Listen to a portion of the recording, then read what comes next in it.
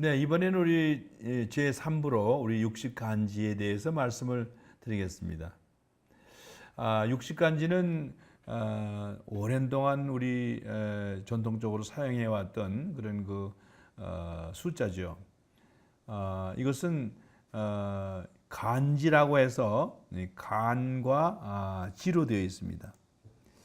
이 간이라고 하는 것은 이 한우를 의미한다 그럽니다.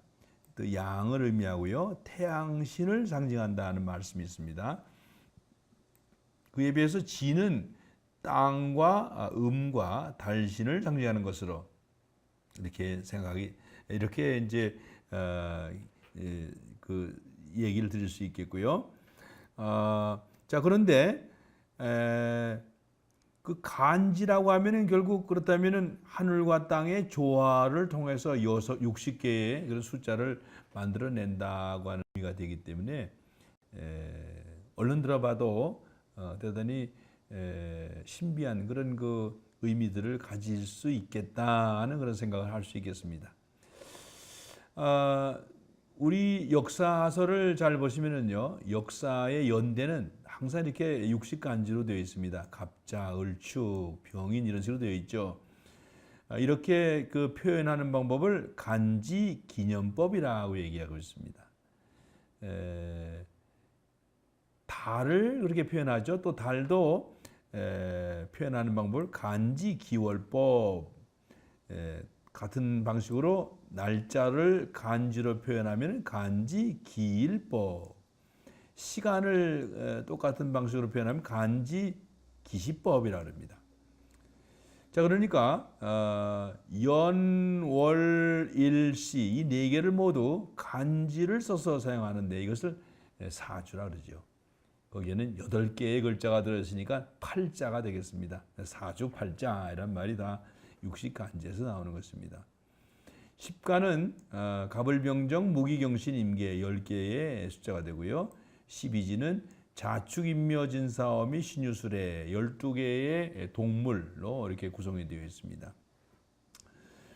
자, 우리 이 동양의 그 중국과 이 일본과 우리나라에서 사용하고 있는 이 간지가 과연 어디서 기원되어 있느냐 하는 것은 아직도 분명히 이해가 되지 않은 그런 그 부분입니다. 그러나 이 하나라에는 그런 그 사용했던 흔적을 발견하기 어렵고 상나라에서는 많은 흔적들이 나옵니다. 이런 걸로 볼 때 아마도 간지는 상나라 때에 만들어져서 기원하지 않았을까 하는 그런 생각을 해봅니다.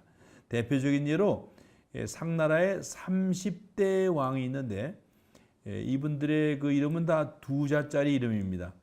그 중에 한 글자는 항상 십간의 한자로 사용되어 있습니다. 예를 들면은 초대 왕은 탕왕인데 이 탕의 다른 별명은 대을이라고 하고 있습니다. 을자가 들어있죠. 2대 왕은 외병인데 이 병자가 들어있지 않습니까? 3대 왕은 중임이고 임자가 들어있습니다. 이런 식으로 마지막 왕 제신도 봐도 마지막 글자가 신자로 10간의 한자를 소유하고 있습니다. 또 재미난 거는 여러분 갑골문자를 많이 아시죠? 거북이의 배 껍질이나 동물의 뼈, 주로 견골이죠. 또는 그 사슴과 같은 동물의 이 머리뼈, 이런 뼈를 사용해서 거기다가 상형 그려놨습니다만은 오늘날 이 상형 많은 부분이 해독이 됐고요. 아직도 또 많은 부분이 해독이 안 되어 있습니다. 그런데 이 갑골문자는 점치는 용도로 사용했는데요. 왕이 점을 친 거죠. 왕에게 가서 점을 쳐달라고 요청을 하고 그 점 친 내용을 거기다 기록을 했습니다. 잘 맞은 것들은 기록했겠죠. 안 맞은 것들은 기록을 안 하고 이렇게 이제 했을 것으로 보입니다. 이때에 이 점치는 글의 그 맨 앞구절에 나오는 전사라고 하는 데가 있습니다. 거기에는 점친 때와 점친 사람의 기록이 기록되어 있는데 이 점친 때가 항상 간지법으로 기록이 되어 있다릅니다. 어떤 내용을 점을 쳤냐고 제가 한번 흥미로워서 살펴보니까 이런 것들입니다. 올해는 비가 올까요?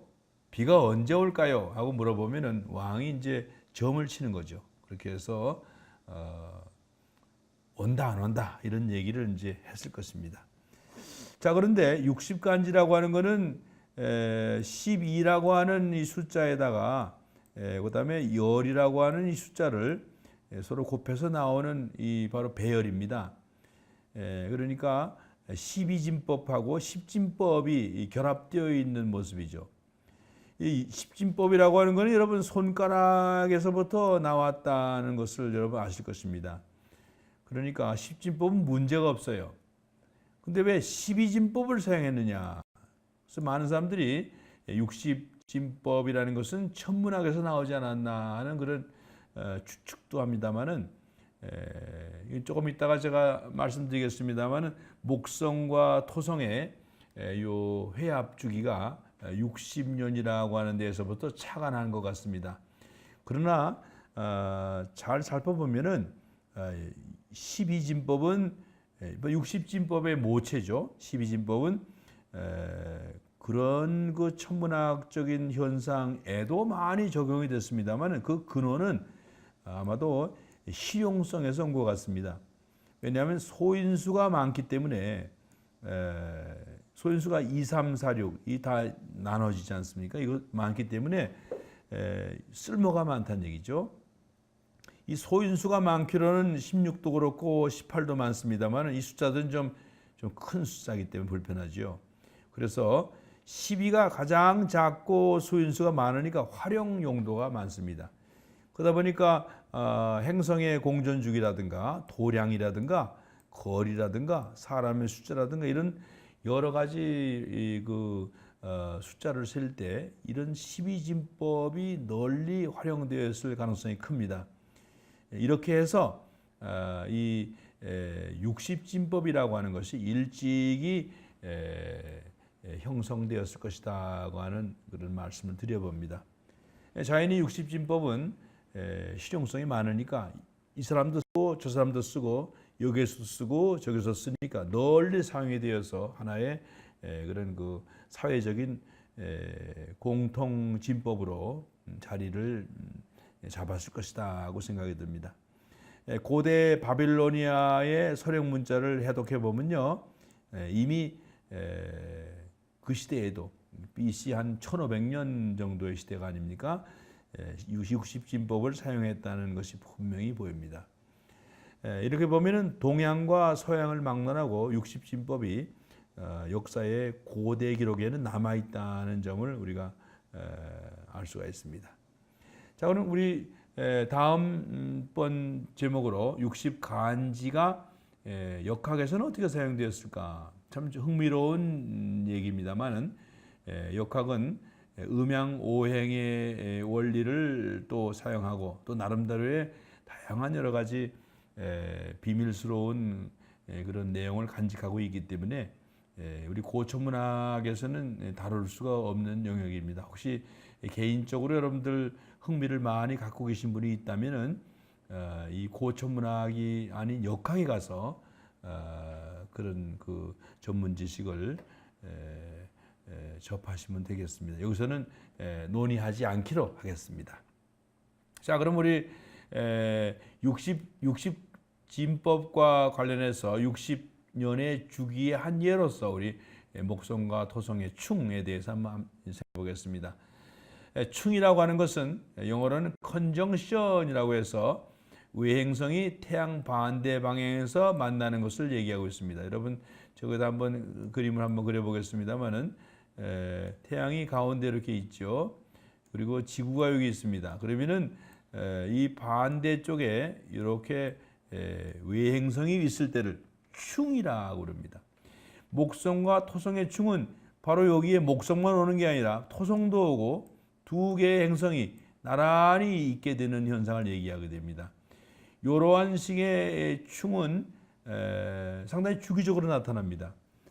목성과 토성은 밝은 별이기 때문에 두 개의 별이 이렇게 만나면은 상당히 밝게 보이고, 그래서 하늘을 관측하는 것을 업으로 하고 있는 천문학자들에게는 상당히 중요한 현상으로 발견되게 됩니다. 목성의 공전 주기는 11.86년으로 12년에 가깝고, 토성의 공전 주기는 29.46년이기 때문에 거의 30년이죠. 그러니까 12년과 30년이 서로 어우러지면 60년은 분명히 나옵니다만은 사실 중요한 거는 20년 주기입니다. 두 행성은 매 18년에서부터 20년에 만납니다. 최근에 일어난 회합은 2000년도 5월 31일에 있었는데요. 그 다음에 충은 2020년 12월 정도에 있게 됩니다. 20년 기간을 두고 나타나게 되죠. 자, 그런데 흥미로운 것은 충의 발생 위치입니다. 전에 충이 있었던 위치에서 볼 때 다음 충은 120도 정도를 이동하게 됩니다. 그렇게 해서 네 번째 충이 60년 주기로 발생하게 되는데 그 위치는 원래 위치로 돌아가게 됩니다. 여러분 여기 오른쪽 그림 한번 보세요. 오른쪽 그림은 케플러가 그린 그림입니다. 케플러의 책 데 스텔라 노바라는 책 1606년에 그려놓은 그림인데, 여기 보면은 1603년도에 충이 여기 있었습니다. 그 다음에 20년 후가 되면은 1623년에 충이 여기서 일어나게 되죠. 20년 후에 1643년도가 아닙니까? 1643년도에 여기서 충이 일어나게 됩니다. 여기 충이 일어나게 됐죠. 그러니까 제가 여기다 삼각형을 따라가 볼까요? 충을 보면은요, 이렇게 쭉 여기서 이렇게 쭉, 아이고 제가 삐뚤 그립니다만 이렇게 가서 아이고 이게 안 되겠습니다.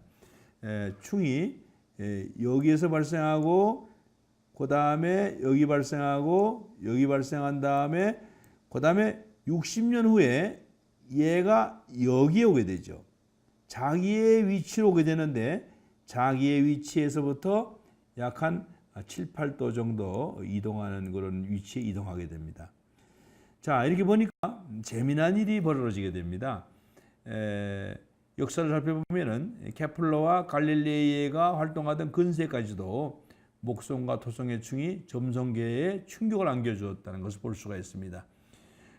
충은 주기적으로 발생해서 네 번째 충은 처음 위치로 오게 되는데 조금 이동하는데, 이런 식으로 180년, 세 번이죠. 60년이 세 번 일어나면은 12개의 수대 별자리 가운데 하나를 빠져나가게 됩니다. 이렇게 되는 거죠. 여기서 이제 점점 이동해서 빠져나가게 되는 것이죠. 그런데 점성에서는 모든 별자리를 4개의 원소로 배정했습니다. 엠페도클레스는 우주의 모든 원소를 4개로 구분하고, 이 아리스토텔레스는 이것을 아주 잘 사용을 했습니다. 그런데 이 점성가들은 이 별자리 12개를 다 4개의 원소를 배정했어요. 그러다 보니까 번갈아 배정하니까 이제 12개의 별자리는 4원소를 3개씩 나누게 되죠. 자, 그러니까 네 번째 충이 발생하면 그 다음 별자리를 가게 되는데, 그 다음 별자리는 다른 원소의 별자리가 되는 것입니다. 이렇게 돼서 1586년도에 물의 시대가 이제 물의 시대가 마감이 되고, 그 다음 1603년도에는 다른 시대로 들어간다는 미신이 유럽에 만연하게 되었습니다. 성경 계시록에 기록된 것과 같은 그런 묵시론적인 재앙이 발생할 것 같은 출판물들이 쏟아지게 됐죠. 종말이 온다는 얘기죠.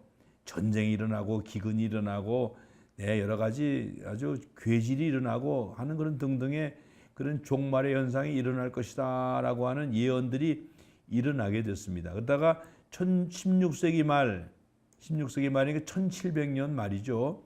그때쯤 될 때에 이런 일이 아주 절정으로 이루어지게 됐는데, 드디어 1603년에 이거 제가 말을 잘못했군요. 15세기 말이라고 말씀드려야 되겠네요. 16세기 말이 맞네요. 네, 맞습니다.